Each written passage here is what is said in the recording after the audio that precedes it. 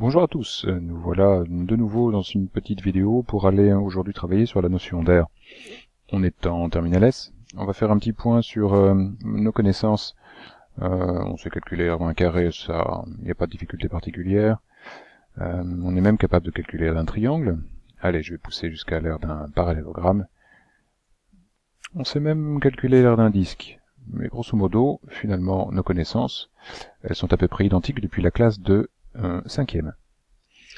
Alors le problème, c'est que de la 5e à terminale S, il ne s'est pas passé grand-chose sur la notion d'air, mais dans les objets qui nous entourent, imaginons qu'on veuille calculer l'aire de la surface que je représente, qui n'est autre que le lac Léman.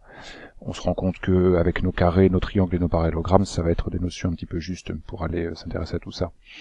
On pourrait aussi s'intéresser, un magnifique objet d'ailleurs, à l'air, qui est représenté ici par la caisse de la guitare. Alors on va aller un tout petit peu plus loin et puis on va essayer d'agrandir un petit peu cette notion d'air. Vous me voyez venir, ici on a effectivement une jolie courbe que l'on pourrait tout à fait aller approximer par cette fonction, je vais rajouter ici. Et par des raisons de symétrie, on pourrait très bien s'intéresser pour calculer l'air de la caisse au problème qui va suivre. Je rajoute simplement un axe et des grilles. Et nous voici donc dans un repère orthonormé avec une fonction qui est tracée là. Et puis le problème d'air qui nous intéresse depuis le départ, à savoir comment est-ce qu'on pourrait essayer de déterminer l'air de la surface, qui est définie par ce domaine entre la courbe de la fonction f, l'axe des abscisses, et puis les deux droites, ici qui sont représentées par les deux segments bleus. Il est temps maintenant donc de parler de la nouvelle notation, qui est de la notation d'intégrale.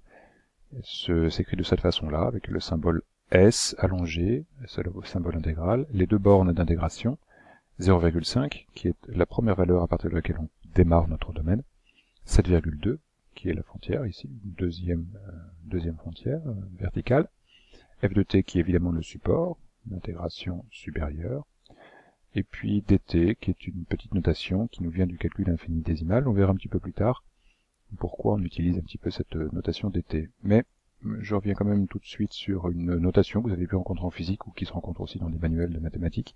f' de x0 est également noté df sur dx de x0, et on retrouve encore une fois cette petite trace du calcul infini-décimal que l'on avait abordé en première S lors de la définition du nombre dérivé, puisque c'était la limite d'un taux d'accroissement.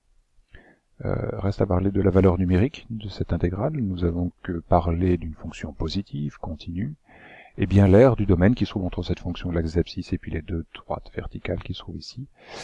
Cette intégrale est ici égale à 14,5 unités d'air. Dernière petite animation. Si je réduis le domaine, évidemment, la valeur de l'intégrale diminue d'autant, et on voit toujours les bornes d'intégration qui s'adaptent aux deux bornes de mon intégrale.